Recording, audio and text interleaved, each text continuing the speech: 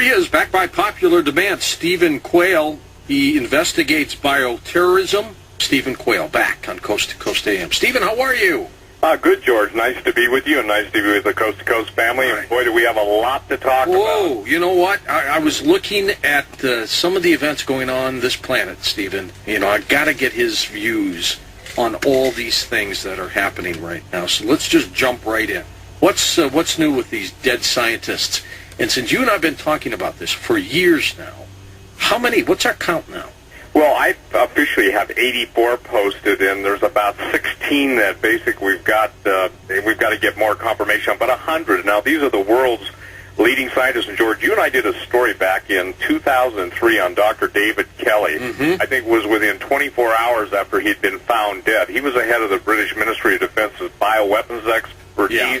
Homicide investigators are saying he is murdered. Now, when I said that on your show, people sent me emails, and you probably got them too, saying, that's just Quayle going off and being a conspiracy theorist.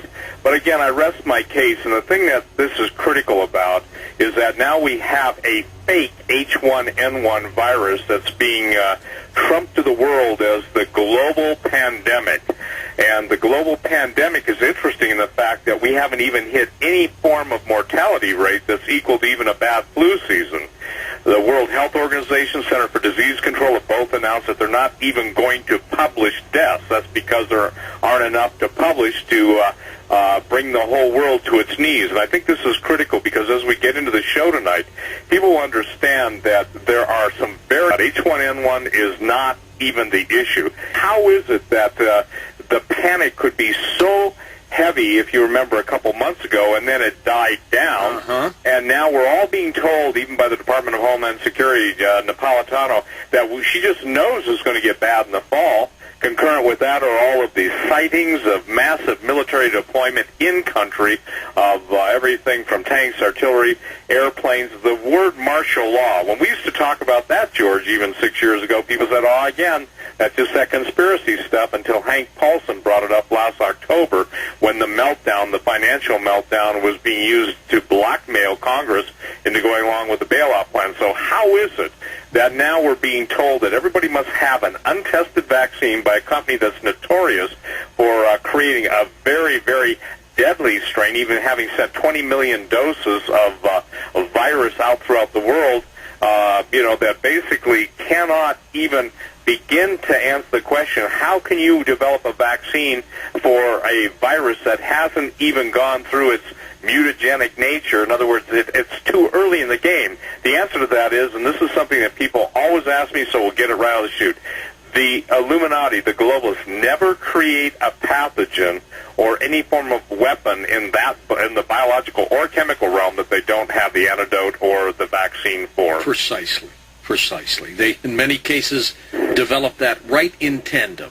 Right. And you tie it in with the chemtrail spraying, and for years and years and years, I've been harping that the chemtrails were an initiatory chemical and also biological dusting of the world population, so that when the final phase of global population control came into being, we'd be inoculated with something that would be the pièce de résistance of the bioweaponers' ultimate dream / our ultimate nightmare. And that's the death of 5.5 billion people. Now, that's really hard for people to imagine, but may I read an interesting quote that was given a number of years ago? And this is really important. This is a very, very important quote because it's Dr. Eric Pianka, University of Texas, evolutionary ecologist. War and famine would not do. Instead, disease offered the most efficient and fastest way to kill the billions that must soon die if the population crisis is to be solved. We've got airborne diseases with 90% mortality in humans killing humans. Think about that. The bird flu is good, too. For everyone who survives, he will have to bury 9. But what it basically is laying out is the brightest and the most famous global engineers, from Henry Kissinger, so many people, even President Obama's new science advisor talking about eugenics. And see, this is the thing I want to get across tonight. The underlying theme of wasting, eliminating, assassinating, murdering all these scientists, these were the men that would have stood in the way of this ultimate attempt to destroy 9/10 of the world's population. They would have been the experts that people would have turned to for help. Absolutely. Well, now back to this vaccine for a moment. The 2,800 people in 8 cities who are going to get this test, and then they're going to go forward in the fall with 160 million vaccines for Correct. whatever they develop. How can they work that fast? Well, that's the idea. They can't unless it was already in the making. You see, this whole thing is orchestrated. You can see it from the murder of the scientists. You can see it from the appropriations. You can see it in the black budget. Anyone who's doing independent investigation, there are so many amazing articles, and by the most famous living, emphasis for how long, living scientists out there saying, do not take it, do not take it. Now, does it make any sense to tell people not to take it? If there is a global plan, and if you are convinced that something is amiss and things are strange in this country, then you've got to say, how come this thing is so premeditated and pre-orchestrated, and what is the ultimate outcome? There is going to be mandatory vaccination. It doesn't matter what people say. I don't believe it. Go to the WHO documents, the Model Health Emergency Powers Act that we talked about years ago. You and I, remember, we did a show on that, or we did a large segment of a show on that. Well, interestingly enough, in the last couple of days, it's also come out that it is under United Nations control. Now, this is something that most people should have a little bit of frosting on their cake over. Why would you, as an American citizen, be subject to United Nations, World Health Organization, their command structure in the case of a global pandemic, which they've moved us to 6, yet if there's nobody dying from it? Well, the only answer to that is you have to go to the global and United Nations population agenda and their population control agenda, and that's what it all boils down to. The Model State Emergency Health Powers Act, which they passed years ago, is used when a town or state is faced with a pandemic situation. Absolutely. And there it is. And then again, I posted a story, you probably saw it, refusing vaccination labels you a criminal, so says the World Health Organization. And this is kind of a critical critical information that people need to recognize.